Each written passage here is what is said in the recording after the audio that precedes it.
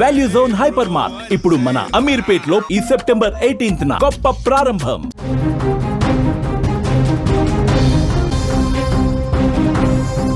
అప్పు ఇచ్చినప్పుడు ఎవరైనా అప్పిచ్చేవాడు మనకి దేవుడిలా కనిపిస్తారు. కానీ ఆ ఇచ్చిన అప్పును తీర్చేటప్పుడు ఖచ్చితంగా దెయ్యంలా కనిపిస్తాడు. నిజం, సరిగ్గా ఇటువంటి ఆలోచనతోనే ఒక వ్యక్తి కాకినాడ జిల్లాలో ఒక దారుణానికి ఒడిగట్టాడు. కాకినాడ జిల్లాలో అప్పు అడిగిన పాపానికి, ఆపదలో ఆదుకున్నాడు అతను, అప్పుని తిరిగి అడిగిన పాపానికి ఇద్దరు వ్యక్తులని బావిలో తోసి చంపేశారు. ఇది సత్యం. నిన్న కాకినాడ జిల్లా పిఠాపురం నియోజకవర్గంలో జరిగిన డబుల్ మర్డర్ మిస్టరీలో తేలింది ఇదే. కాకినాడ జిల్లా పిఠాపురం నియోజకవర్గంలో నిన్న ఎవరైతే బావిలో శవాలుగా తేలారో ఆ శవాలుగా తేలిన రంపం శ్రీను, తొరాటే సూరిబాబు, ఈ ఇద్దరి హత్యకు కారణం వాళ్ళు అప్పు ఇవ్వటమే అని తేల్చారు పోలీసులు. ఇచ్చిన అప్పే వారి ప్రాణాలకి ముప్పైందని, అప్పు తీసుకున్న వారి చేతిలో అడగ్గానే అప్పు ఇచ్చిన వారు హతమయ్యారని తేలిపోయింది. బంధువైనా రాబంధువుగా మారి అన్యాయంగా వాళ్ళ ప్రాణాలు తీసేశాడని తేల్చారు పోలీసులు. ఈ కిరాతకుడి చేతిలో మరో వ్యక్తి తప్పించుకొని ప్రాణాలతో బయటపడ్డాడు.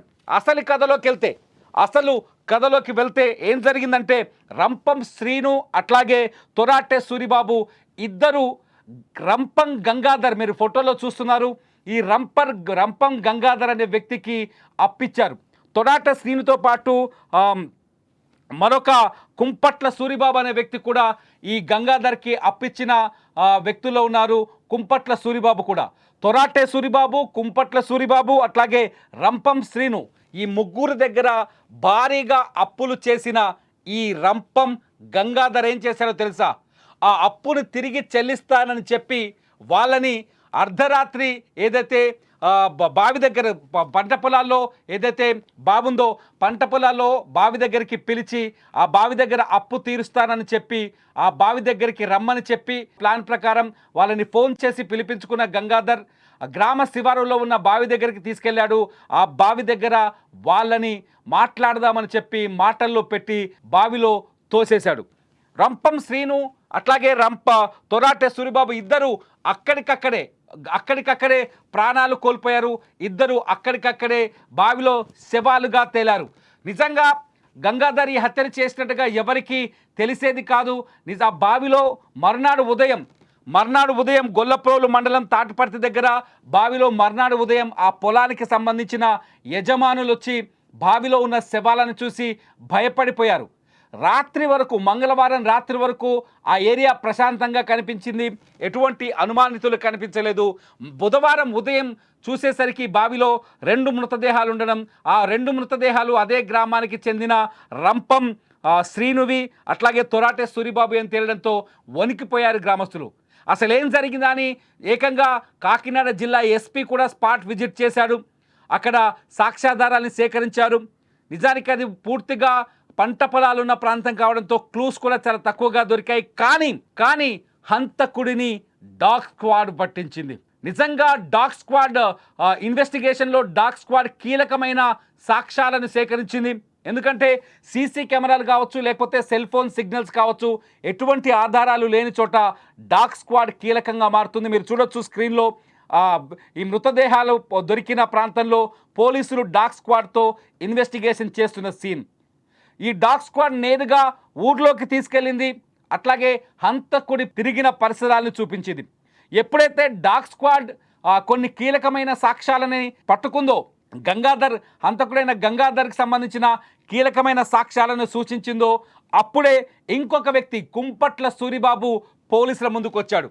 ఎందుకంటే సేమ్ సీన్ అదే రోజు మంగళవారం రోజు రాత్రి 11 గంటలకు కుంపట్ల సూరిబాబు కూడా ఎదురైంది. ఎంత ముదురంటే ఈ గంగాధర్, ఒక్కసారి ఆలోచించండి. చాలా తెలివిగా రాత్రి 9-9:30 ప్రాంతంలో ఏదైతే తాటిపర్తి గ్రామంలో ఉన్న ఈ వ్యవసాయ పొలాల్లో ఏం చేశాడు, అప్పు తీరుస్తారని చెప్పేసి పాత ఫ్రెండ్షిప్ని అడ్డంగా పెట్టుకున్నాడు. వాళ్ళకి బంధువు కూడా, రంపం శ్రీనుకు బంధువు, అట్లాగే తొరాటే సూరిబాబు కూడా బంధువు. వీళ్ళంతా బంధువులే. రంపం శ్రీను, తొరాటే సూరిబాబు అట్లాగే కుంపట్ల సూరిబాబు వీళ్ళంతా దాదాపు బంధువులే. సో వీళ్ళ దగ్గరనే అప్పు తీసుకున్నాడు. రాత్రి ఆ రోజు మంగళవారం రోజు రాత్రి డబ్బులు నేను తిరిగి చెల్లిస్తాను, రా పలానా ప్లేస్కి రా, పలానా మన ఊరి చివరిలో ఉన్న ఆ రింగుబావి దగ్గరికి వచ్చేస్తే నేను నాకు పైసలు ఇస్తా అని కొంతసేపు మాట్లాడుకొని వెళ్ళిపోదామని మంగళవారం రాత్రి 8 గంటలకి వాళ్ళకి ఫోన్ చేశాడు. వీళ్ళు హడావుడిగిన, ఎందుకంటే చాలా రోజుల నుంచి ఇతను డబ్బులు తీసుకొని తిరిగి చెల్లించట్లేదు, తప్పించుకొని తిరుగుతున్న గంగాధర్ పిలిచి డబ్బులు ఇస్తానని చెప్పడంతో కొంత పాజిటివ్ ఒపీనియన్తో వెళ్ళాడు. అప్పు తీరిస్తే ఆ డబ్బులు, వీళ్ళిద్దరు నిజానికి చిన్న చిరు వ్యాపారులు, మొక్కజొన్నకు సంబంధించిన వ్యాపారం చేస్తారు.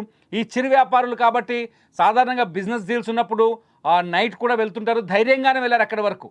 బావి దగ్గరికి వెళ్ళిన తర్వాత పాపం ఆ రంపం సీనుని, తొరాటం సూరిబాబుని బావిలోకి తోసేసిన గంగాధర్ వాళ్ళు చనిపోయారని నిర్ధారించుకున్న తర్వాత బావి దగ్గర నుంచి నేరుగా ఇప్పుడు డాగ్ స్క్వాడ్ నడుచుకుంటూ వచ్చింది కదా, మీరు ఒకసారి చూడండి.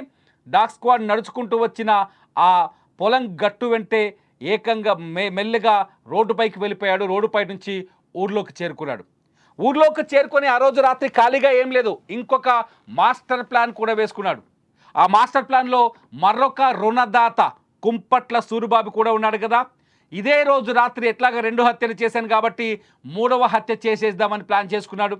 1 హత్య చేసినా, 2 హత్యలు చేసినా, 3 హత్యలు చేసినా పడే శిక్ష అంతే ఉంటుందని ఆలోచించాడేమో తెలియదు. కానీ సూరిబాబును కూడా రాత్రి 11 గంటల సమయంలో ఈ ఊరి పరిసరాల్లో ఉన్న ఒక పంట కాలువ దగ్గరికి పిలిచాడు. పంట కాలువ దగ్గర నేనున్నాను, నా దగ్గరకు వస్తే నేను ఆ అప్పు నీకు ఏదైతే బాకీ తీసుకున్నానో మీ దగ్గర ఆ అప్పు తీరుస్తానని చెప్పాడు. నేరుగా సూరిబాబు కూడా ఆశతో డబ్బులు వస్తాయని ఈ కుంపట్ల సూరిబాబు కూడా పరిగెత్తుకుంటూ అతని దగ్గరికి వెళ్ళాడు. అతన్ని కూడా మాటల్లో పెట్టి శుద్ధగడ్డ వాగు అంటారు ఆ వాగుని, ఆ శుద్ధగడ్డ వాగు దగ్గరికి అడ్రస్ చెప్పాడు. అడ్రస్ తీసుకొని ఆ అడ్రస్ తెలుసు కాబట్టి అతనికి పరిగెత్తుకుంటూ బైక్ మీద వెళ్ళిపోయాడు.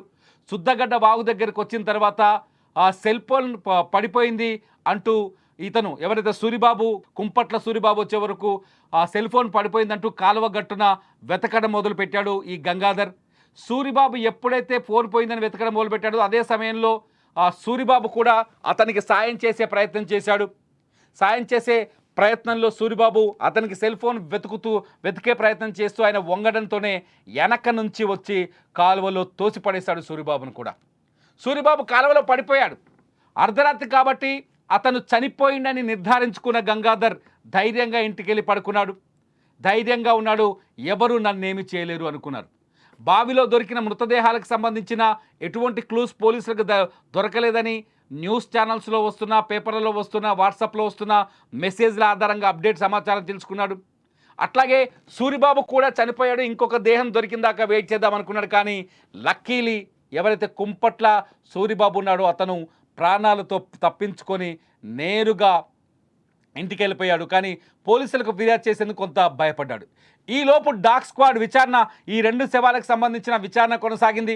పోలీసులు హడావిడి కనిపించింది. దీంతో సూరిబాబు కూడా ధైర్యం వచ్చింది. నేరుగా సూరిబాబు గొల్లప్రోలు పోలీస్ స్టేషన్కి చేరుకొని చంపింది ఎవరో కాదు, మా దగ్గర బంధువు రంపం గంగాధర్ అని ఫిర్యాదు చేశాడు. ఎప్పుడైతే సూరిబాబు ఫిర్యాదు చేయడం, ఇటు డాగ్ స్క్వాడ్ కూడా రంపం గంగాధర్ని వెతుకుంటూ అతను ఆయన సంచరించిన ప్రాంతాల్లోకి వెళ్ళడం, అతనికి సంబంధించిన కీలక ఆధారాలు ఆ డాగ్ స్క్వాడ్ ద్వారా దొరకడంతో పోలీసులు అక్కడికక్కడే నిజం చెప్పాలంటే నిన్న మధ్యాహ్నమే ఈ రంపం గంగాధర్ని అదుపులోకి తీసుకున్నారు. రంపం గంగాధర్ని అదుపులోకి తీసుకొని మీరు స్క్రీన్లో చూస్తున్నారు. హత్యాస్థలి దగ్గరికి తీసుకొచ్చి సీన్ రీకన్స్ట్రక్ట్ చేశారు. ఎందుకు చంపావు బాబు మిస్టర్ గంగాధర్ అని పోలీసులు అడిగితే చాలా స్పష్టంగా ఒకటే కారణం చెప్పాడు రంపం గంగాధర్. వాళ్ళ దగ్గర నేను అప్పులు చేశాను, ఆ అప్పులు తీర్చే సామర్థ్యం నాకు లేదు, అందుకనే వాళ్ళని ఎలాగైనా వాళ్ళు ఒత్తిడి చేస్తున్నారు తిరిగి చెల్లించమని. సో వాళ్ళని అడ్డు తొలగించుకోవాలంటే నా ముందు ఏ దారి లేదు, అందుకే ఈ హత్యలకు ప్లాన్ చేశానని చెప్పాడు. మీరు చూడొచ్చు, బావిలో 2 డెడ్ బాడీలు దొరికాయి. అట్లాగే కాలువ దగ్గర ఇతను చేసిన హత్యాయత్నానికి సంబంధించిన సాక్ష్యాలు దొరికాయి. వీటన్నింటినీ డాగ్ స్క్వాడ్ పట్టించిన తర్వాత, అట్లాగే ఆ కొరాట్ల సూరిబాబు పోలీసులకు చెప్పిన తర్వాత, సాక్ష్యం ఇచ్చిన తర్వాత గంగాధర్ నేరాల్ని అంగీకరించాల్సి వచ్చింది. గంగాధర్ దొరికిపోయాడు. చూసారా సమాజం ఎలా మారిపోయిందో. అవసరానికి అప్పు తీసుకున్నారు, అవసరానికి అప్పు తీర్చుకొని వాళ్ళ అవసరాలు తీర్చుకున్నారు. అప్పు తీసుకునేటప్పుడు అప్పు ఇచ్చేవాడిని దేవుళ్ళ చూశాడు. వాళ్ళ దగ్గర ఒకరికి తెలియకుండా ఒకరి దగ్గర డబ్బులు అప్పుగా తీసేసుకున్నాడు. చివరికి ఆ అప్పులు తీర్చడానికి లేమని చెప్తే అయిపోయేది కదా. నేను తీర్చలేను, నా వల్ల కావట్లేదు, నేనేం చేయలేను, కనీసం నాకు సమయం దొరికినప్పుడో లేకపోతే నాకు తీర్చగలిగే సామర్థ్యం వచ్చినప్పుడు తిరిగిస్తానని ఏ నలుగురు పెద్ద మనుషులనో లేకపోతే ఏ పోలీస్ స్టేషన్కో వెళ్ళి కాస్త టైం తీసుకోవాల్సింది కదా. నిజంగా వాళ్ళు వేధింపులకు గురి చేస్తే వాళ్ళ దగ్గరికి వెళ్ళి రిక్వెస్ట్ చేస్తే ఖచ్చితంగా సమయం ఇస్తారు. ఎందుకంటే అప్పిచ్చిన వాడి దగ్గర వసూలు చేయడం అనేది ఈ రోజుల్లో అసాధ్యమైన విషయం.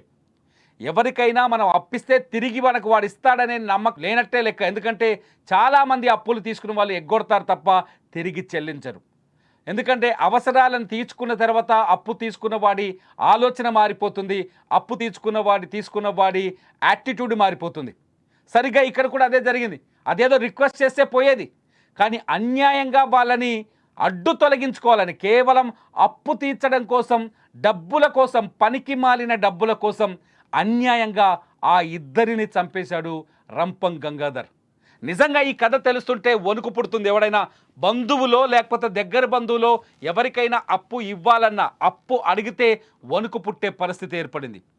అప్పు తీసుకున్న పాపానికి, అప్పు ఇచ్చిన పాపానికి, అప్పు తీర్చలేని నిర్లక్ష్యానికి మధ్య జరిగిన ఈ సంఘర్షణలో అన్యాయంగా రంపం శ్రీను అట్లాగే తొరాటం సూరిబాబు ప్రాణాలు కోల్పోయారు.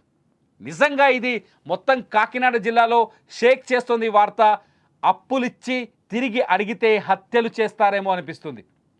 నిన్న గుంటూరులో కూడా ఇటువంటిదే ఒక సంఘటన జరిగింది.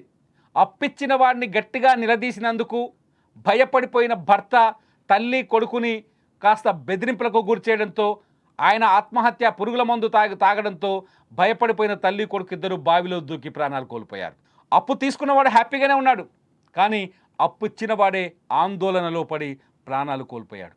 అప్పు ఇచ్చిన వాడే స్ట్రగుల్లో పడి ప్రాణాలు కోల్పోయాడు. ఇక్కడ అప్పు తీసుకున్నవాడు చాలా ప్రశాంతంగా బతికే ఉన్నాడు, వాడు జైల్లో అయినా బతికే ఉంటాడు. కానీ అప్పిచ్చిన పాపానికి శ్రీను సూరిబాబు ఇప్పుడు ఈ భూమి మీదే లేకుండా పోయారు. వాళ్ళు ఏం పాపం చేశారు? ఇటువంటి వ్యక్తులని ఎలా శిక్షించాలి? అప్పులు తీసుకొని అవసరాలు తీర్చుకొని అప్పిచ్చిన వాడికి కనీసం మర్యాద ఇవ్వకుండా చివరికి వాడి హత్యలకి కారకుడైన ఇటువంటి గంగాధర్ని ఎలా శిక్షించాలి? ఈ వీడియో కింద మీరు కామెంట్ చేయండి. కొంచెం మనీ డిస్ప్యూట్ గురించి మన దగ్గర ఆల్రెడీ సస్పెక్ట్ ఉంది. తర్వాత సెకండ్ పాసిబిలిటీ డ్రౌనింగ్ గురించి. So 2 possibilities we are trying. అది it's not very difficult to detect it. Will detect it very faster manner. మన దగ్గర ఒక సస్పెక్ట్ కూడా ఉంది. వీఆర్ ఐడెంటిఫైయింగ్ ఇట్, వెదర్ జరిగిందా లేదా, whether he have done it in not.